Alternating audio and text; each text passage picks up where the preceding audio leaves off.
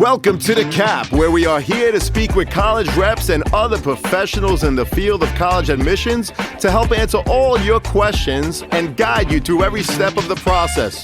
So if you're serious about college admissions, you've come to the right place. Are you ready? Let's talk about it. And now, here's your host, Dr. John Durante.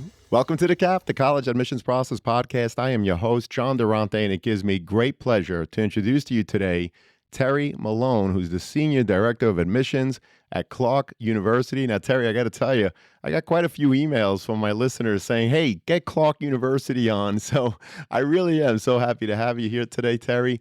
Welcome, and how are you? Thanks, John. I'm doing well, and I really appreciate the invite to join you. It's my pleasure, of course. Anything for the listeners out there. So, Terry, can you share what's new on your campus in terms of any exciting developments or even any upcoming projects? Yeah, absolutely. We've got a couple new things happening. We have a great, relatively new interactive media game design major. But the exciting thing about that is we opened up a new building last academic year to support that program. So the Center for Media Arts, Computing and Design is a state-of-the-art facility to support our game design, computer science majors, as well as the production side of our music and screen studies program. So that's an exciting new space on campus. This fall, the fall of 2024, we invited our first cohort of students, first-year students, to join a 4-year honors experience. And so we're really excited to be growing that new program over the next couple of years. And then next fall, we'll be opening the School of Climate, Environment, and Society, pulling together strengths that have long existed at Clark through our different majors: geography, environmental science, global environmental studies, as well as some of our research centers, but pulling it all together under one school to add additional resources and opportunities for both our students and faculty. Well, that's terrific. And anytime you hear about new construction or, expansion of programs, it's always a great thing. So you talked about the new interactive game design major with a new building. And anytime, again, you hear that there's new buildings on campus, you know that the school is thriving. And that new program that you also mentioned, the 4-year honors expansion, along with so much more. So, Terry, what can you share about your community, academics, and even the extracurricular offerings that make students feel at home at Clark University? Absolutely. So Clark's a small residential university. We have about 2,300 undergraduate students, first years and sophomores. All live on campus. Juniors and seniors, that's an option for them as well, and they're welcome to stay on campus for all 4 years. But that small, intimate academic environment is really a place where students can thrive. Their faculty are going to know who they are. They're in smaller classes. Our average class size is about 20 students. We have a 9-to-1 student-faculty ratio. So the intimate academic environment, I think, is special at Clark to help students feel at home in their academic community. We also take that learning outside of the classroom we have what's called problems of practice courses, which are courses that faculty teach in collaboration with somebody in the Worcester community. So an art history class that's being taught at the Worcester Art Museum, and students are learning how to curate exhibits, or an environmental science professor who's teaching a class and they're doing field studies in a local arboretum. So really utilizing where we are in Worcester is also an extension of our campus and the community. And then there are so many things that students can get involved with extracurricularly. We have over 130 student clubs and organizations, and they run the gamut from visual and performing arts programs to cultural-based programs, academics, service-based, and then just fun things like the beekeeping club or the board gaming club. So students are definitely able to find their homes within the extracurriculars. We also have Division III athletic programs. So there's a lot going on, and community is really at the heart of everything that we do at Clark. Well, community is definitely at the heart. You're a small residential campus. You said it. It's about 2,300 students. I love how freshmen and sophomore, they all live on campus. Now, as a junior or a senior, you certainly have that option. And it's a really tight-knit community. You have a 9-to-1 student-to-professor ratio, along with approximately 20 students in your classes. And, of course, everyone loves athletics, and you have D3 athletic programs. So thank you for the overview. And a lot of people have been asking me about interdisciplinary studies. So could you just elaborate, Terry, in terms of how important interdisciplinary studies are? Absolutely. I mean, some of our majors are interdisciplinary majors. So, for example, a major in gender and women's study, you're studying those topics from the lens of history, English, political science, econ.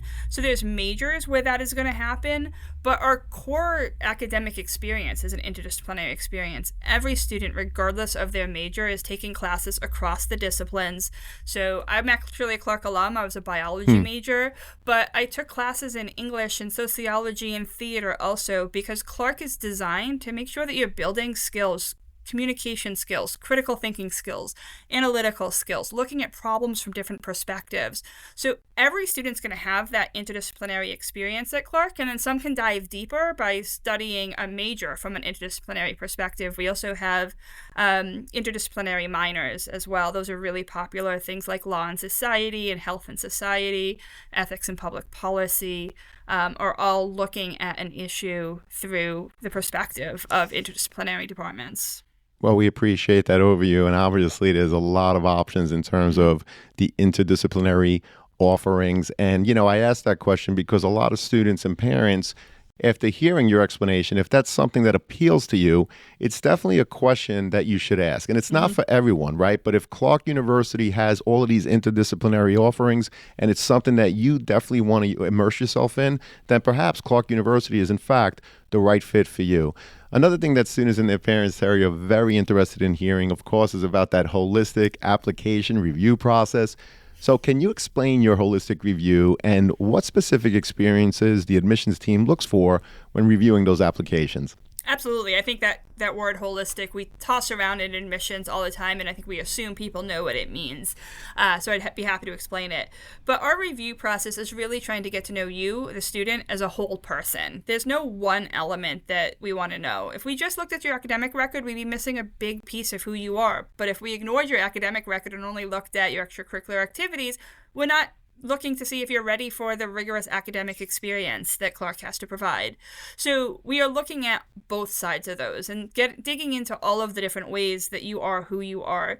So absolutely, the academic piece is important to us. We're looking within the context of your experience, in the context of your school, what kind of classes did you have the opportunity to take? How well did you do in those courses? What are your teachers saying about how you engage in the learning process and the community process through the recommendations? We look at the quality of the writing that is demonstrated throughout the application to get a sense of writing ability, but also to get a sense of who you are as a person. The writing that you do as part of the college application process is a personal piece of writing. It's not the same as a paper that you're going to turn in to your history teacher or a biology lab. It really is trying to give us insight into who you are as a person. We also get that insight from your teachers as well as from the choices that you've made and how you've engaged in the communities that you're a part of. So we look at that. How have you engaged in your school community? What extracurricular activities are you involved with? Are you on the robotics club? Are you in student government? Are you an athlete? And you don't have to be all of those things. That's another term we talk about is the well-rounded applicant. If theater is your passion and that is the primary thing you do, that is okay. You don't also have to be the athlete and the manager of the economics club. Do the things that you love, and that's going to come through in the application process. But that's what we mean by holistic, is not just you in a one-dimensional way, but we're also looking at the context of where you are and what you've been doing throughout your years in high school. Well, we appreciate that. And obviously, the holistic review process means that, as you put it, you're looking at the whole person. You want to know that they could handle the academics. So you look at the rigor that they challenge themselves with based on the context of their high school. You want to know what teachers are saying about them and those letters of recommendations. You want to know the quality of their writing. And obviously, you want to get a chance to see what their personality is, which you can decipher in their personal essays, but also based on perhaps some of the activities that they choose to partake in after classes are over. So let's dig a little deeper and unpackage all of this just a little bit further, if you don't mind, Terry. Yeah. First of all, what are some of the things that students do to demonstrate their interest in Clark? And is that something that you track and use during any part of your application review process? We do use demonstrated interest as part of our application review process, but that's not why you should do the things that I'm about to tell you.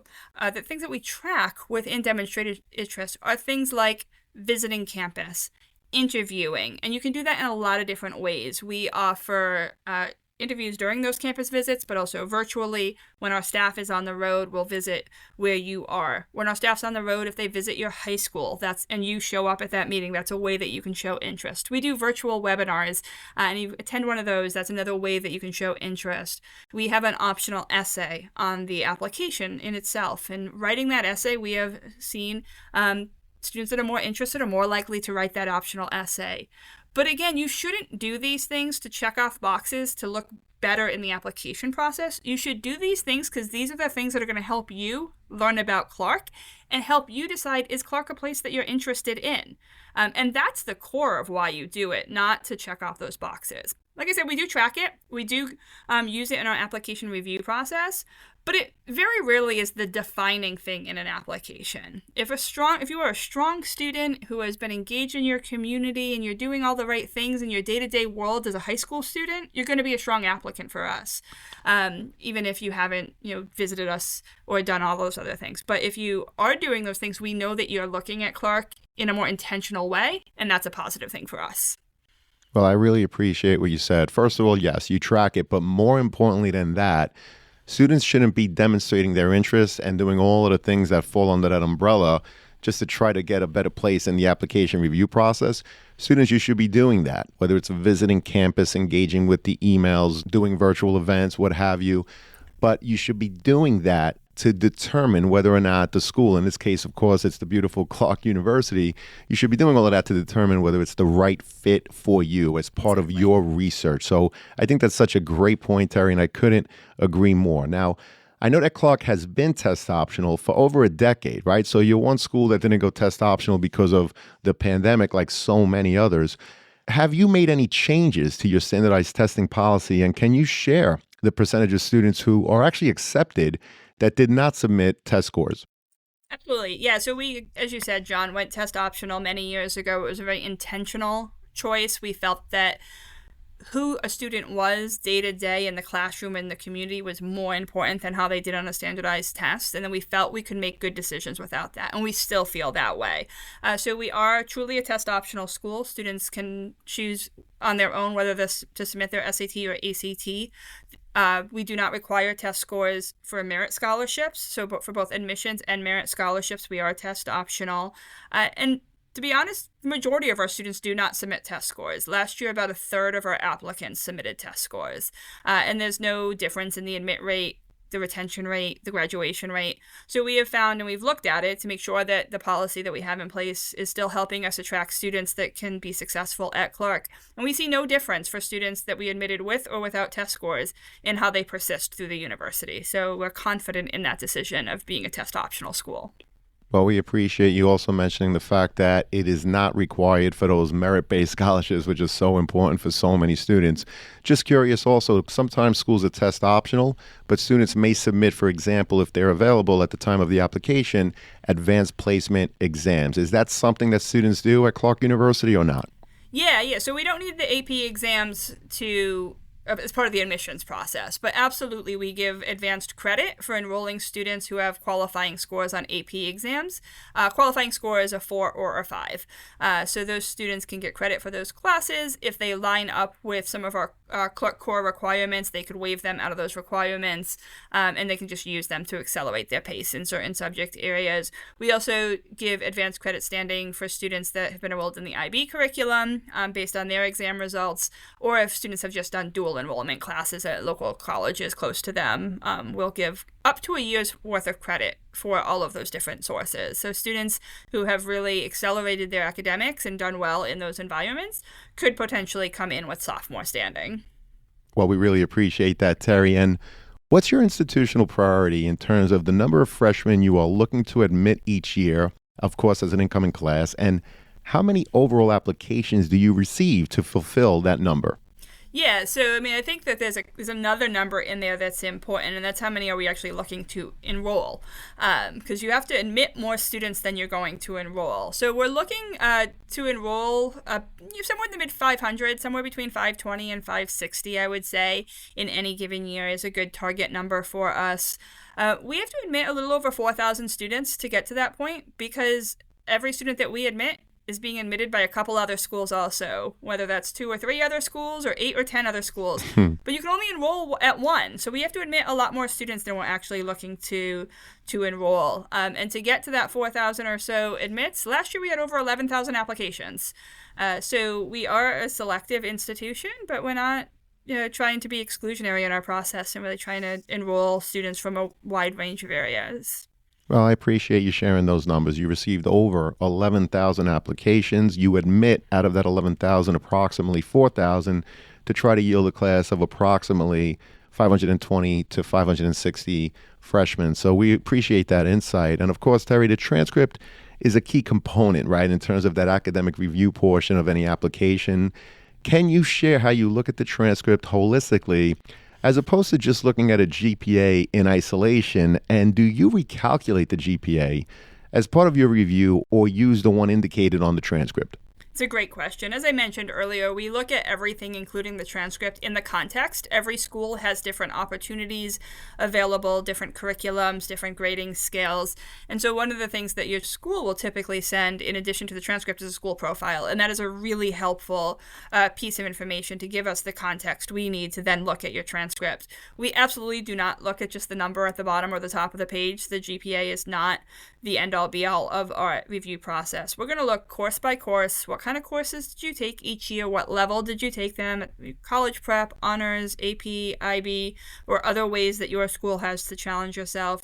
How are you balancing those? We want to make sure that students are taking English, science, social science, language, math, etc., and really finding balance there. Most of our students have mostly A's and B's on their transcripts, but we do understand that some students might hit a rough spot somewhere along the way, and there might be a lower grade. When there are lower grades, we look at when did they happen. We're pretty forgiving of ninth grade. Transitions are hard. You're not the 14-year-old self that you were then. So we're pretty forgiving of ninth grade. Junior year is a little more important to us, and so understanding what's going on there. Some students may just have a strong AB record, but then they struggle in one academic area, and so we'll look at how does that impact the overall chance of being successful at Clark. So we really are trying to look at it, again, just like the whole application is being looked at holistically, that transcript is as well. We calculate a GPA for every student. We recalculate an unweighted academic GPA so that we have a standardized look for students. So that is part of our process. Well, we really appreciate that, Terry. You gave us so much information. Number one, as a reminder to students and parents, the importance of that school profile so that you could look at the student based on the context of their school. Students, if you're not familiar with your school's profile, go to your school counseling office or check their website. And I really love how you talked about the GPA and how it's really not looked at in isolation. You're looking at trends over the years. I appreciate that you said if there's a dip, but the dip was in ninth grade, not as bad as if something like that happens in 11th grade. And students, I would add, if something does happen where there is a dip in a grade, try to explain the why at some point in the application. Maybe something happened in the family, right? Whatever it is, try to explain it, because whatever you leave out in your overall application, you're going to leave it up to the admissions reps to speculate as to why, which you don't want to do. Am I right, Terry? Absolutely right. Yeah, again, the context matters. We understand that we're all humans and that things will happen that influence the academics. And when we don't know why spring semester, your sophomore year, you struggled and got mostly C's, if we don't know why, we can't use the context to help understand the overall transcript. So agree completely with John. Give us the context we need if there are some dips or holes in your application. Terrific, Terry. Thank you so much. And have you seen any recent trends in students' personal statements and essays that stand out to you? And perhaps can you share some tips for writing a strong essay? Yeah, absolutely. I think that because of the major global pandemic that we all went through a few years ago, we definitely saw students focusing on that and how it impacted their lives, their family, their education. We are a little further removed from that, and we're seeing less of those this year. But that was a trend we were definitely seeing for a while. We are starting to see, or at least get questions about AI and ChatGPT and stuff like that in the application process. And I would say the essay is meant to be a personal piece of writing. No AI can write that for you.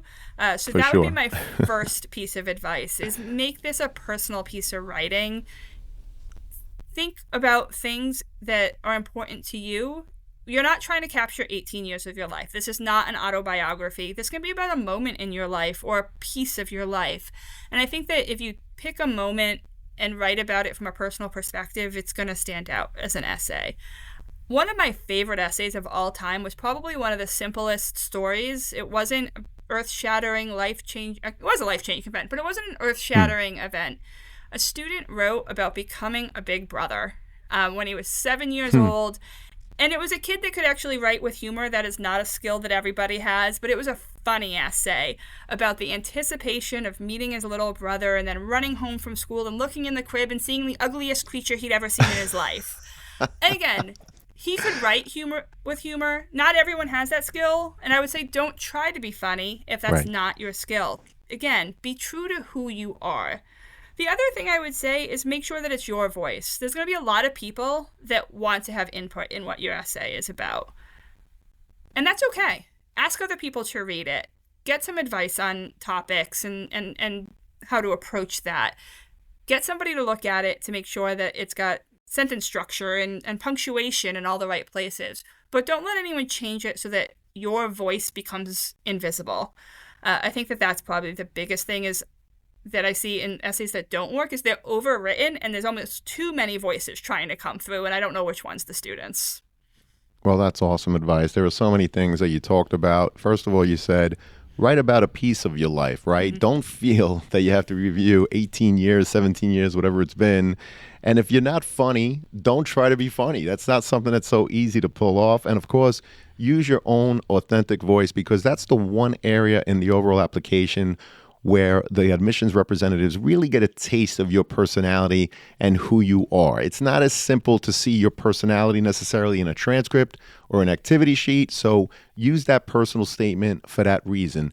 Now, Terry, what makes a letter of recommendation truly impactful? You mentioned earlier that you want to hear the teacher's voice about the students, and in addition, have there been any notable examples recently that made a difference in an applicant's evaluation? Yeah, it's a good question. I think that the teacher recommendations that are the most helpful are ones that it's clear that the teacher and the student have a relationship, that they know each other. So when you're thinking about who to ask, don't think about the grade that came the easiest to you. Don't think about the A+ that you got in your junior year history class and just assume that that's the best person to write your recommendation.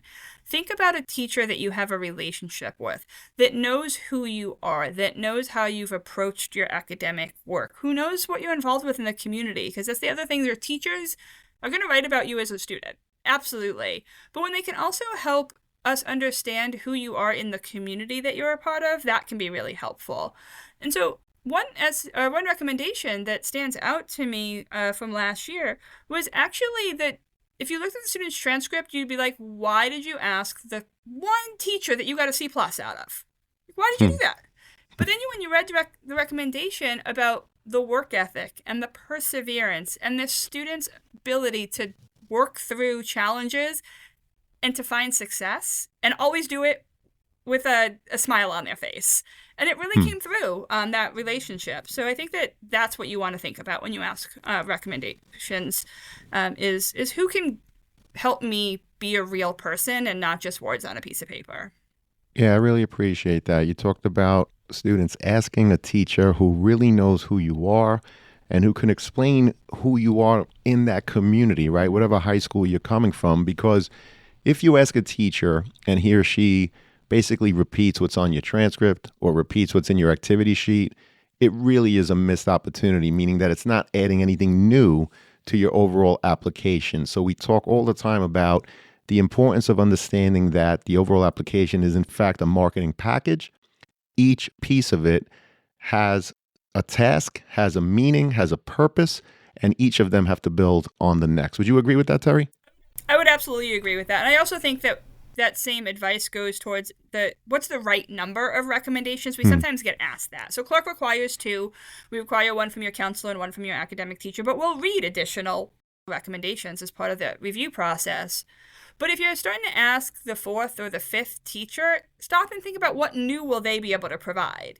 Right. Because if they're not going to provide anything new, don't clutter the application. But if you want to ask the English teacher and the science teacher and your soccer coach, go ahead and do that. But as you start to get into the fourth or the fifth one, really pause and think about what different will this person provide that the others couldn't. Such great advice. Thank you so much, Terry. And I was also curious, what are the different ways for a student to apply to Clark University? And I'm talking specifically about things like early decision or early action. And Terry, is there a benefit to applying one way over the other in terms of actually being admitted or for those merit-based scholarships? Sure, absolutely. So Clark has early decision, early action, early decision round 2, and regular decision. So as a first year, there's 4 different decisions you can make in terms of which round makes the most sense and really what timeline makes the most sense. We do November 1st deadline for early decision and early action, and then a January 15th deadline for early decision 2 and regular decision. Any student that we choose to admit, it doesn't matter which round they applied, their merit scholarship is going to be the same, regardless of the round. So those are pretty standard and not something that you have to worry about. Will I get a better scholarship if I apply one over the other? The benefit of applying early decision, though, is that we do meet 100% of demonstrated financial need for any student admitted to an early decision round. We would love to be able to commit to that for every student, but right now we're not there yet. So when we decided to start on that pathway, we decided to start with the students that are making the big commitment to us to apply early decision. So we were going to make the big commitment back to them to meet 100% of their need and help them feel confident that they would get the best possible financial aid package. Given that they can't compare financial aid packages, we thought that was an important step. Well, I'm so glad I asked that question because many times I speak to parents and students and they're afraid to apply to a school in general early decision because they're worried about the financial aid package, right? Because, of course, early decision we know is a binding contract. So early decision 1, students, if you are accepted in that round at Clark University, you get 100% demonstrated need. So again, I'm really appreciative that I asked that question and you explained it. And of course, in terms of merit-based scholarships, it doesn't matter which round you apply in, it will be the same. So Terry, what about students that may have had an IEP or a 504 plan while in high school? What resources does Clark University offer to help ensure that they continue to be supported once they're on your campus? Great question. As you would expect, it's a highly individualized answer. We have an office on campus called the Student Accessibility Services Office that works with students with documented needs for accommodations. We don't have a comprehensive program that you might see at some other schools, but we do have a wide range of accommodations. Things that are fairly routine, again, depending on the individual needs of the students, are quiet, distraction-free places to do exams, extra time on exams, use of technology in classroom, getting the notes and the slides ahead of time when there's lectures and things like that. But again, highly individualized toward the student's needs. There are other services that are available for any student, not just students registered with Student Accessibility Services, that would be helpful services for students with those needs. We have a writing center on campus. We have a peer tutoring center on campus. We have a quantitative drop-in center that will help with any kind of math or analytical classes. So there's a lot of resources available to all of our students. And then through Student Accessibility Services, they'll put accommodations in place based on the documented needs. That office also works closely with our Strategic Learning Services office, which provides some executive coaching opportunities for students to meet one-on-one, to do calendar management and things like that. So a lot of great services that students just have to make sure that they register with that Student Accessibility Services office to tap into. Well, definitely a lot of great services. And I think, Terry, I always put the Office of Undergraduate Admissions in the show notes. If there are any other links that you want to share, for example, your Student Accessibility Service office or anything else, just send it to me. And of course, we'll make it available to the students and their parents in the show notes. Now, Terry, this has been an awesome conversation. Before I get to the last question, I always like to ask, are there any questions that I didn't ask or any topics that simply didn't come up in this conversation that you'd like to share with us now? Yeah, I think that something that people need to know about Clark is our 4+1 accelerated master's degree program that is an opportunity that over a third of our students stay and take advantage of. But we have over 22 different master's degree programs that students can do in only one additional year. They start taking graduate level courses during their senior year, stay for one academic year, and earn a master's degree in just 5 years. With the best part about this entire program being that qualified students get a 100% tuition scholarship for the 5th year of study. Wow. So students are able to earn a master's degree without taking on any additional tuition debt. And a third of our students stay and do that program. So I think that that's something that people, when they're... College is expensive. And when you look at these price tags, and we already talked a little bit about financial aid earlier in terms of the merit and things like that. But we're thinking about the value of a place, there's a lot that goes into it. And at Clark, that 4+1 accelerated master's degree is a big piece of the return on investment that we have for students. Yeah, I'm so glad I asked that question because the 4+1 programs are so important. You have over 22 of them. Almost a third of your students take advantage of it. But more importantly, that 5th year is free, which is amazing because, as you said it, college is very expensive. So rather than doing a 2-year master's degree, which is usually the case, you're doing it in 1 year. So you're graduating sooner and you're not paying for it, which I think is amazing. So again, Terry, this has been awesome. Unfortunately, it does lead us to the last question, which is, what are your top 3 pieces of advice that you would provide students and their parents getting ready for the college admissions process? Absolutely. My first piece of advice is be open-minded. There are a lot of great institutions out there, and maybe you haven't heard of one that will get suggested to you, but don't write it off because you haven't heard of it. If somebody's suggesting it to you, whether it's a counselor or a teacher or a parent, somebody that knows you and knows that school is saying, hey, I think you should look at this, go ahead and look at it. I'll be honest, for me, that was Clark University. I'm only about an hour away. I had never heard of it. It was suggested to me, and I said, I know where I'm applying. I don't really want to do this. And my dad scheduled the visit, and I came, and I'm still here. And it was a great undergraduate institution for me, and I was glad that my dad forced me into being open-minded. But be open-minded about your choices. Second, and this is kind of a family recommendation, is that this process can start to feel overwhelming at times. And especially when you're in your senior year and you're actually going through the application process, I think there's a tendency that a lot of conversations become about where are you visiting, where are you applying, have you finished your essay, did you hit submit, what about this? And that can become really stressful. A piece of advice I have is, as a family, decide on a day of the week and a time that you're going to have those conversations. Sunday evening, Tuesday morning, whatever it is, whatever works in your family schedule, and have those conversations then, so that the rest of the week, you can just be talking about how your day went and what you learned in class and the soccer game that you want to go to, and not let this process consume your senior year. Third piece of advice is have fun with this. Again, it can be stressful, but especially when you're going out on those road trips and you're visiting campuses, have fun with that. Enjoy the time in the car. Put a good playlist on. Build in time to go to a museum or a park or whatever it is as a family you like to do, and not make it just about how many visits can we squeeze into February school vacation week. So I think those are 3 things that I think if you can do some of those, you'll have a successful process.